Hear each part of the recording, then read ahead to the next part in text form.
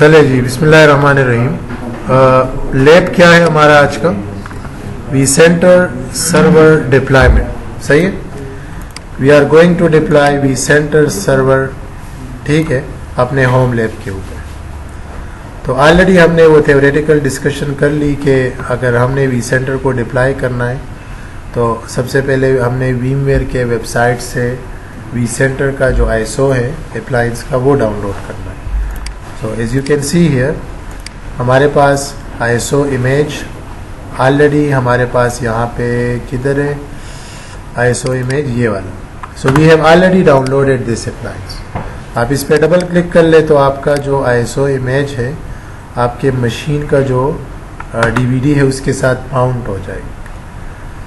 We also discussed कि अगर हमने लेट्स से हमारे पास ये होस्ट है, सही है, हमारा होस्ट कौन सा है 192.168.8.200, सही है, और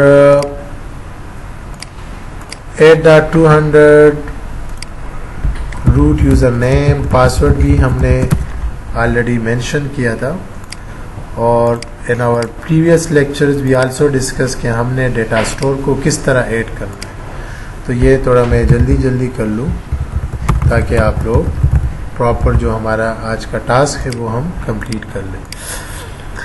तो ये देखें, ये हमारे पास एक ESXi होस्ट है।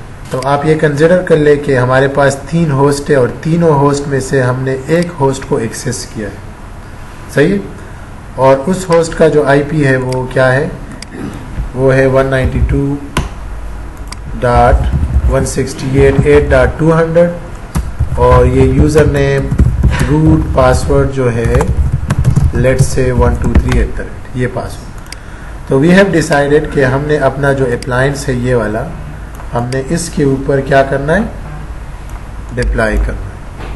Are we good? चले, तो एक तरीका मैंने आपको बताया कि आप लोग create deploy a virtual machine from an OVA और OVA फाइल, या उसमें यहाँ पे उस VM को नाम दे दे, लेट्स से vCenter सर्वर। आप जो है vCenter सर्वर का जो कौन सा फाइल है हमारे पास, ये हमारे पास है VCS है, इसको आप इसी तरह ऐड कर लें। और नॉर्मल जो आप एक अप्लायंस डिप्लॉय करते हैं, एक नॉर्मल एक कॉमन अप्लायंस, तो उसी तरह आप लोग यहाँ पे वो सिलेक्शन कर लें और इसको आप नेक्स्ट और डिप्लॉय कर लें। तो ये वाला मेथड vCenter सर्वर के लिए आप लोग यूज़ ना करें। कौन सा वाला मेथड यूज़ करें? आप लोग ये जो इंस्टॉलर फाइल है VCS जो है UI इंस्टॉलर, आप इसको यूज़ किया करें। तो ये हमारे पास है VCS है UI इंस्टॉलर और इसमें Win32 ऑलरेडी हमने डिस्कस भी किया और यहाँ पे वो इंस्टॉलर आप लोग चला, सही है। तो आप लोग इसको इस तरह ओपन कर लो। Then you will be given an option कि आपने कौन सा ऑप्शन यूज़ करना है। तो यहाँ पे आप लोग install, upgrade, migrate, restore. Install का मतलब क्या है?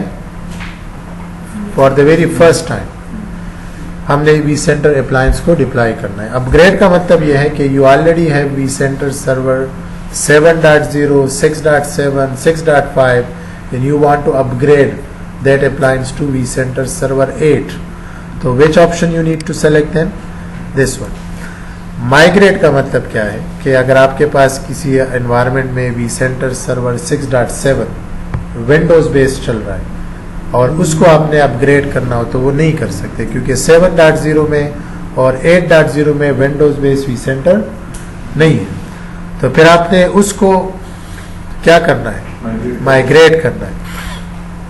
रिस्टोर का मतलब यह है कि आपके पास vCenter सर्वर का बैकअप आपने लिया हुआ है कॉन्फ़िगरेशन फाइल्स का और उसको आपने रिस्टोर करना हो, तो how you can do that उसमें। तो हमने अभी कौन सा ऑप्शन ये सेलेक्ट करना है, इंस्टॉल। 2 स्टेजेस हैं, वी ऑलरेडी डिस्कस के स्टेज 1 और स्टेज 2 ऑलरेडी हमने अभी जो थ्योरेटिकल डिस्कशन की। और इसको जो है कौन सा होस्ट, उस होस्ट का IP एड्रेस 8.200 रूट और यहाँ पे उस होस्ट का password. I think it should be clear to all of you. जी जनाब, यहाँ पे सर आपके पास अगर 2-3 होस्ट है तो आप कौन से? वो डिपेंड, अच्छा क्वेश्चन है कि अगर हमारे पास यहाँ पे एक होस्ट है, यहाँ पे है, तो फिर आपने डिसाइड करना है कि कौन से होस्ट के ऊपर डिप्लॉय करूँ। ठीक है, वो तो अंडरस्टूड बात है, जिसके पास ज़्यादा रिसोर्सेज अवेलेबल होंगी वो आपने वही सेलेक्ट करना है। ठीक है, तो उस पे बेस, उसकी बेस पे तो आप इसको नेक्स्ट कर लें। फिर यहाँ पे आपको एक मैसेज आएगा कि select setup vCenter server VM। अच्छा, इसके बारे में थोड़ा सा डिस्कशन करते हैं। सेटअप vCenter सर्वर VM, अगर इस होस्ट के ऊपर आपने vCenter का जो अप्लायंस है वो डिप्लॉय करना है एज अ वर्चुअल मशीन, तो उस वर्चुअल मशीन का नाम क्या होगा? अच्छा, मैं रिकॉर्डिंग में से कर रहा हूँ, ये मैं रिकॉर्डिंग आपके साथ शेयर कर लूँगा, तो आप खुद यहाँ पे सिर्फ फोकस कर लें। तो यहाँ पे आपने क्या करना है, उस VM का नाम लिखे, तो कुछ भी कोई भी नाम लिख सकते हैं। लेट से आपने लिखा vCenter अप्लायंस या VCSA और फॉर एग्जांपल आप लोगों ने IP देना है 250, तो इस तरह। तो ये मेरी जो प्रैक्टिस होती है वो मैं इसी तरह करता हूँ ताकि मुझे फिर आसानी हो कि हाँ उस अप्लायंस का IP क्या होगा। यहाँ पे आपसे पूछा जा रहा है कि सेट रूट पासवर्ड, ये कौन सा पासवर्ड है? You should also keep in mind. Basically vCenter server appliance जो है वो कौन से ऑपरेटिंग सिस्टम के ऊपर है? फोटान के ऊपर। तो यहाँ पे आपसे जो पासवर्ड मांग रहा है यूजर नेम, इस रूट यूजर नेम का पासवर्ड मांग रहा है। तो लेट से आप लोगों ने डिसाइड किया है कि VMware1 और ये आपका, तो ये पासवर्ड आप यहाँ पे स्पेसिफाई करते हैं। ये पासवर्ड किसका है? ये अप्लायंस का है। ये उस फोटान ऑपरेटिंग सिस्टम का पासवर्ड आप स्पेसिफाई कर रहे हैं, सही है? This is not a password of vCenter server. समझ आ रही है? vCenter सर्वर ये है जो एप्लीकेशन है, ये कौन सा पासवर्ड है? ये ऑपरेटिंग सिस्टम का है। Does it make sense? चले तो चलते हैं आगे। यहाँ पे वो पासवर्ड, तो मेक श्योर कि ये पासवर्ड हम क्यों यूज करते हैं या इसकी हमें जरूरत कब पड़ेगी?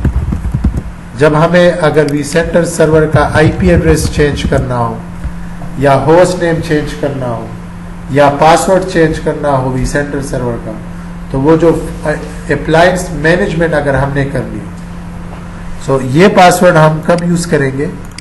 ये वाला, जब हम क्या करेंगे? अप्लायंस मैनेजमेंट हम करेंगे। समझ आ रही है आपको कि नहीं? For vCenter server appliance management we would need this user name and password. I think it should be clear to all of you. चले आगे चलते हैं, तो देखते हैं कि आगे सीन क्या है। नेक्स्ट कर ले, डिप्लॉयमेंट साइज। जैसा मैंने आपको बताया कि you can also get a question from me regarding these options.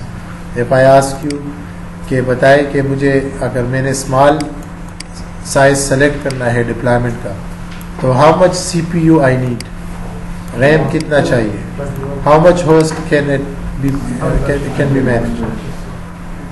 अच्छा, मैंने ऑलरेडी आप लोगों को ये भी बताया था कि फॉर एग्जांपल अगर आपके पास लार्ज आपने सेलेक्ट किया है और आपका लाइसेंस जो है वो vCenter सर्वर एसेंशियल है, तो फिर आप 3 होस्ट से ज्यादा मैनेज नहीं कर सकते। अगर आपके पास vCenter सर्वर फाउंडेशन हो तो you can only manage up to 4 host, and if you have vCenter server standard, फिर आपने वो डिसाइड करना है कि कौन सा साइज।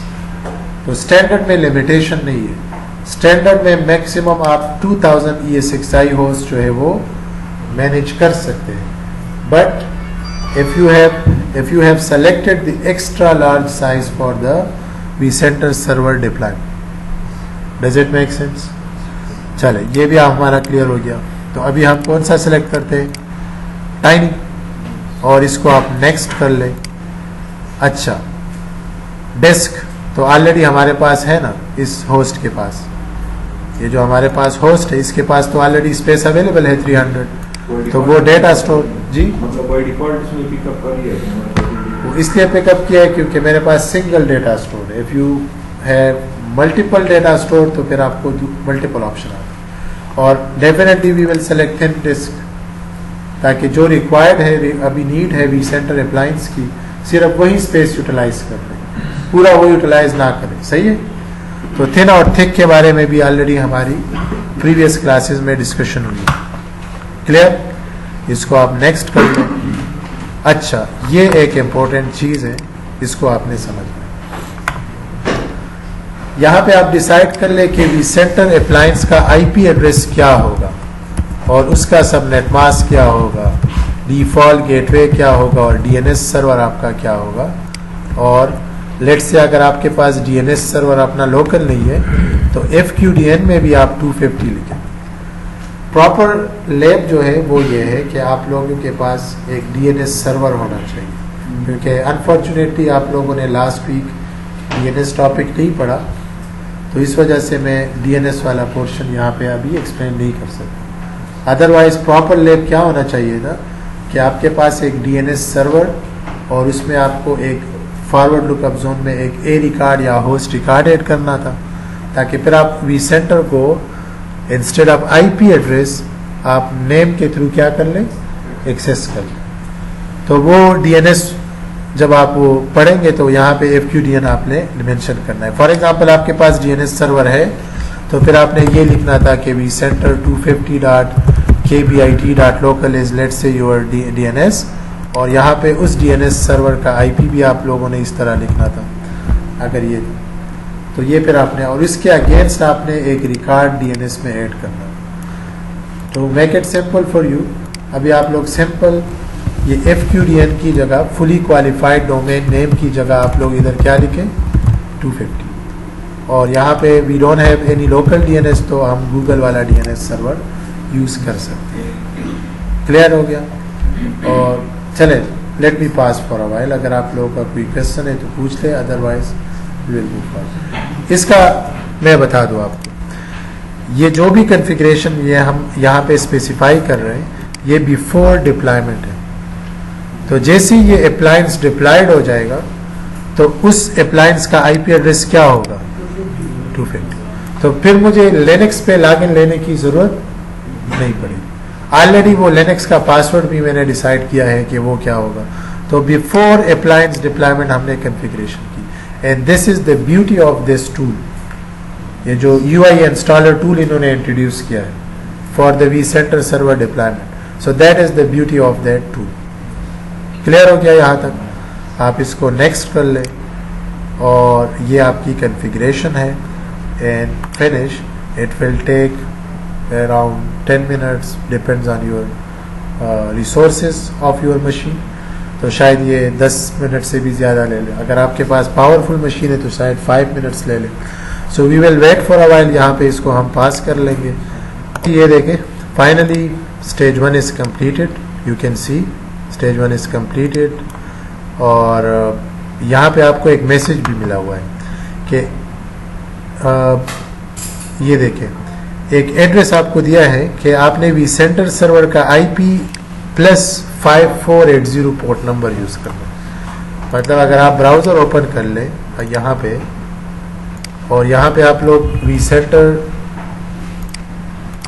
का जो IP एड्रेस है HTTPS पोर्ट नंबर के साथ, कौन सा IP है 250 है, अच्छा 5480, ये पोर्ट नंबर आपने याद करना। It's a default port number.